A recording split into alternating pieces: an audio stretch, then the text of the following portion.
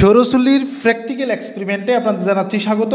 আমরা একদম সপ্তম শ্রেণীর বিজ্ঞান বইয়ের 62 পৃষ্ঠায় চলে যাচ্ছি। সেখানে বলা আছে কিভাবে সৌরচুল্লি ব্যবহার করে বিভিন্ন জিনিস রান্না করা যায়।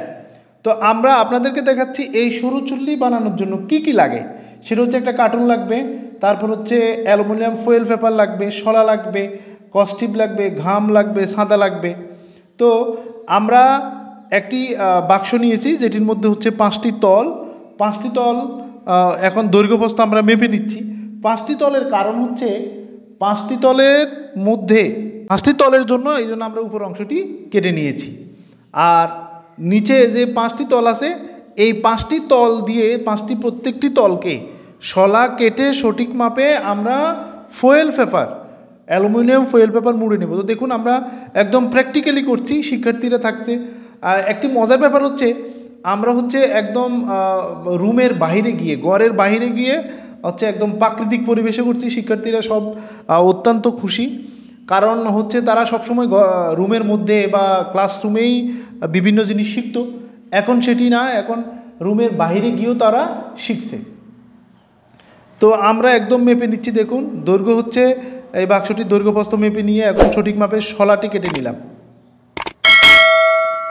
শলাটি কেটে আমরা এই শলাটিকে আবার কি করব, অ্যালুমিনিয়াম ফয়েল পেপার দিয়ে মোড়াবো। এর পাকে একটু বলে নিচ্ছি, আমরা যারা কারিকুলাম সম্পর্কে বিভিন্ন ধরনের মন্তব্য করছি, তো ঠিক আছে, আমি মনে করি যে এই ম্যারিট ডিমেরিট দুটি থাকতে পারে। তো আমার কাছে মনে হচ্ছে অনেকগুলো প্র্যাকটিক্যালি কাজের কারণে শিক্ষার্থীরা একদম প্র্যাকটিক্যালি অনেক কিছু জানতে পারছে। এই বিষয়গুলো পজিটিভ।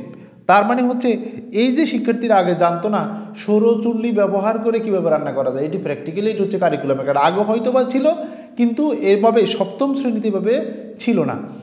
প্রত্যেকটি বিষয় এরকম প্র্যাকটিক্যালি আনার চেষ্টা করেছে। তো এই জন্য কারিকুলামের এই দৃষ্টিকোণটা আমার কাছে অত্যন্ত ভালো লাগে। তো দেখুন শিক্ষার্থীরা নিজেরাও মাপছে। তো এটার গভীরতা হচ্ছে 8 ইঞ্চি। তারা সবাই করছে, মূলত আমি জাস্ট সহযোগিতা করছি। তারা হচ্ছে এখনও এক্সপার্ট হয়নি, তারা নিজেরা অনেকগুলো করেছে। তবে তারা নিজেরাই ম্যাক্সিমাম কাজ করেছে, আমি শুধু সহযোগিতা করেছি। তো যাই হোক, এরা মেপে এখন কি করবে, শোলাগুলা কেটে অ্যালুমিনিয়াম পেপার দিয়ে ঢেকে নিবে। আরেকটি মজার বিষয় হচ্ছে শিক্ষার্থীরা কিন্তু তোমরা যারা করবা তোমরা সময়টা বেছে নিবা দুপুর টাইপের সময়, কারণ যে সময় সূর্যের আলোটা ভালো থাকে। তা আমরা অ্যালুমিনিয়াম পেপারটি আবার কার্টুনে মোড়াই নিচ্ছি, শলার মধ্যে মুড়িয়ে নিচ্ছি। দুপুরবেলায় এই কারণে নিতে হবে, কারণ যদি সূর্যের আলো না থাকে তাহলে তুমি কিন্তু, যদি সূর্যের আলো না থাকে তাহলে তোমার কিন্তু যে কাঙ্ক্ষিত রান্না করা বা তুমি যে সিদ্ধ করা বা যাই করতে চাও সূর্যের আলো দিয়ে, যেটি করতে চাও সৌরচুল্লি দিয়ে, সেটি তুমি কিন্তু করতে পারবে না। তো এই জন্য দুপুরের সময় নিবা। তো আমরা দেখুন আমাদের প্রায় অ্যালুমিনিয়াম ফয়েল পেপার মোড়ানো শেষ। এখন হচ্ছে 5টি তলকে আমরা হচ্ছে বাক্সের মধ্যে নিয়ে নেব। তবে তোমরা শিক্ষার্থীরা যারা কাজ করবে, তোমরা একটা জিনিস মনে রাখবে, অ্যালুমিনিয়াম ফয়েল পেপারটি কাজ করার সময় যাতে ভাঁজ না পড়ে।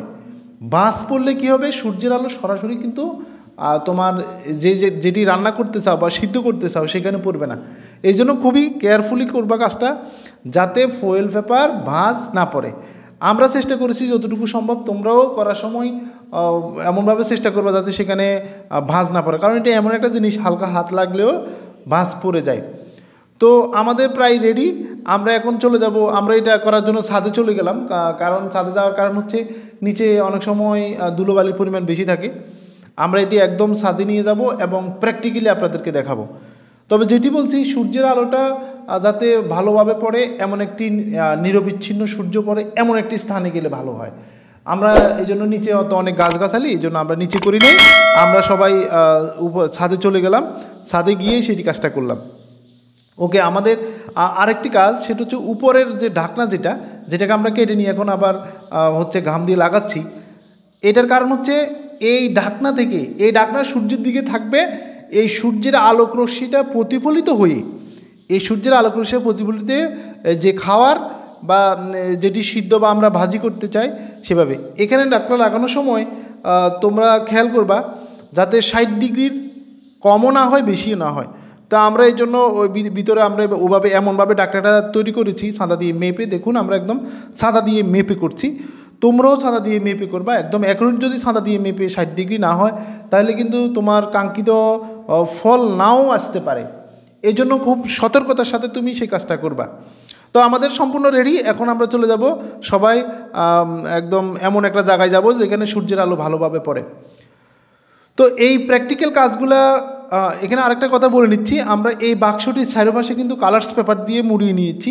এই কালার্স পেপার মুড়িয়ে নেওয়ার একটা কারণ হচ্ছে আমরা জানি সূর্যের আলো রঙিন জিনিসের আকর্ষণ করে বেশি, তো এই জন্য আমরা লাল কাপড় দিয়ে মুড়িয়ে নিয়েছি।